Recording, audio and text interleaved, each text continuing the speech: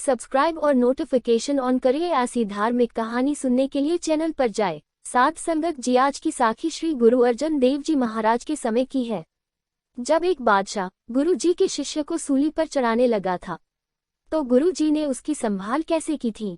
आइए बड़े ही प्रेम और प्यार के साथ आज का ये प्रसंग श्रवण करते हैं। इतिहास में इस तुक पर आधारित साखी संत माधो दास जी की आती है। श्री गुरु अर्जन देव जी के करनी और कथनी के पूरे सिखों में से सोढ़ी खानदान से एक संत माधो दास जी हुए हैं।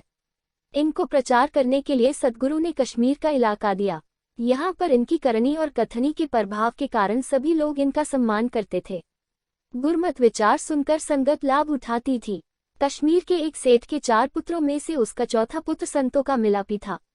संत माधो दास जी का संगी होकर अपना अधिक समय सेवा सिमरन और सत्संग में बिताने लगा तथा में ऐसा नेम परपक किया कि कथा की समाप्ति की अरदास के बाद ही घर जाया करता था।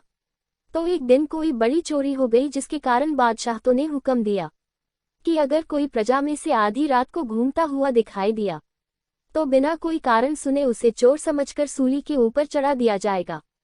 तो संगत ने बेनती की कि संत जी राजे ने ऐलान कर दिया है कि कोई भी रात को बाहर दिखाई दिया तो उसे सूली पर चढ़ा दिया जाएगा, तो कृपया आप कथा को 10 बजे से पहले समाप्त करने की कृपालता करें जी। महापुरुषों ने संगत की बेनती स्वीकार कर कथा की समाप्ति 10 बजे करनी शुरू कर दी।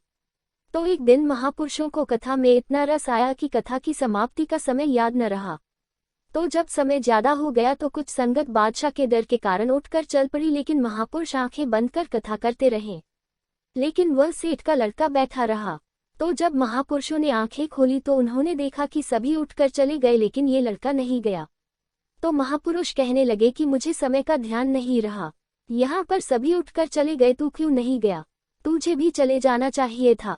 तो वह लड़का कहने लगा कि महाराज जी, अगर मैं उठकर चले जाता तो मेरे सरोतेपन को लाज लगनी थी, दूसरा मेरा नियम टूट जाना था, और तीसरा कथा का निरादर होना था कि एक भी सरोता नहीं रहा, जिसके कारण गुरु जी की खुशियां नहीं होनी थी। और अंतिम वह कहने लगा कि मैं कथा का रस छोड़कर जा नहीं पाया। ऐसा करने से बेशक राजे के नियमों की उल्लंघना हुई है, पर मुझे खुशी हुई है कि मैंने गुरु जी का हुक्म माना है। तो ये सुनकर महापुरुषों के अंदर से असीस निकली कि बच्चा तेरा गुरु राखा। तो ये बच्चा जब घर जाने लगा तो आधी रात होने के कारण सिपाहियों ने पकड़ लिया। तो वह कहने लगा कि मैं सेठ का पुत्र हूँ। तो जब उसे राजा के सामने पेश किया गया तो राजा ने उसके पिता को बुलाकर पूछा कि ये तेरा पुत्र है।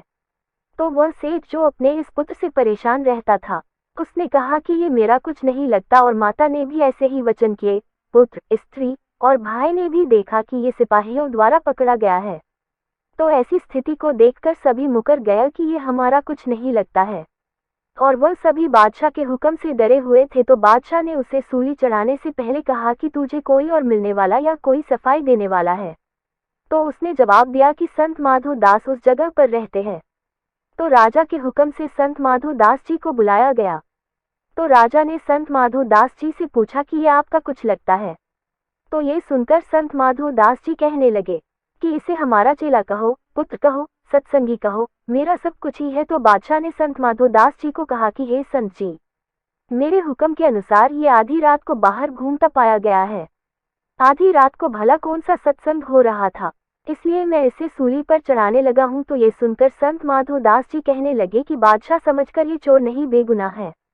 और उन्होंने कहा कि अगर आधी रात को बाहर जाना बेगुनाह है तो इसकी सजा मुझे दो, क्योंकि अगर मैं कथा की समाप्ति जल्दी कर देता तो इसने समय सिर अपने घर होना था। अब इसकी ये दुर्दशा मेरे कारण हुई है, इसकी सजा मुझे मिलनी चाहिए।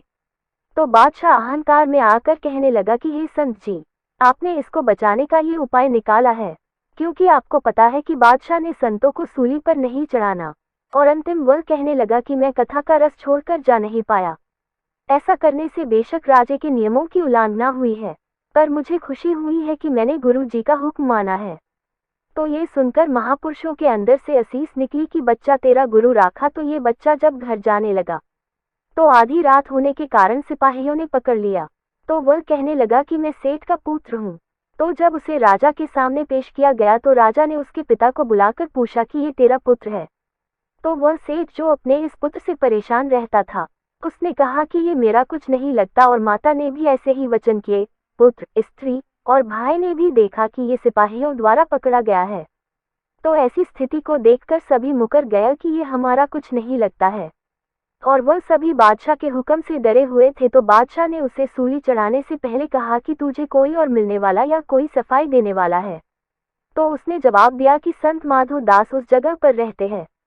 तो राजा के हुक्म से संत माधो दास जी को बुलाया गया। तो राजा ने संत माधो दास जी से पूछा कि ये आपका कुछ लगता है? तो ये सुनकर संत माधो दास जी कहने लगे कि इसे हमारा चेला कहो, पुत्र कहो, सत्संगी कहो, मेरा सब कुछ ही है। तो बादशाह ने संत माधो दास जी को कहा कि हे संत जी, मेरे हुक्म के अनुसार ये आधी रात को बाहर घूमता पाया गया है।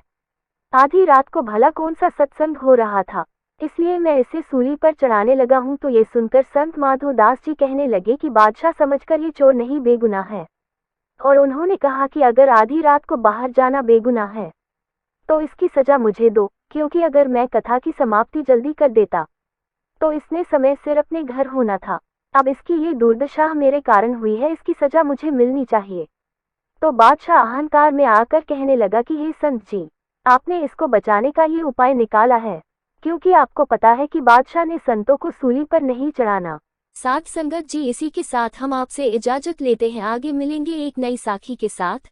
अगर आपको ये साखी अच्छी लगी हो तो इसे संगत के साथ शेयर जरूर कीजिए, ताकि यह संदेश गुरु के हर प्रेमी सत्संगी के पास पहुंच सके। और अगर आप साखियां, सत्संग और धार्मिक से जुड़ी बातें सुनना पसंद करते हैं तो आप चैनल को सब्सक्राइब कर लीजिए और बेल आइकॉन को ऑन कर लीजिए, ताकि हर नई साखी की नोटिफिकेशन आप तक पहुंच सके।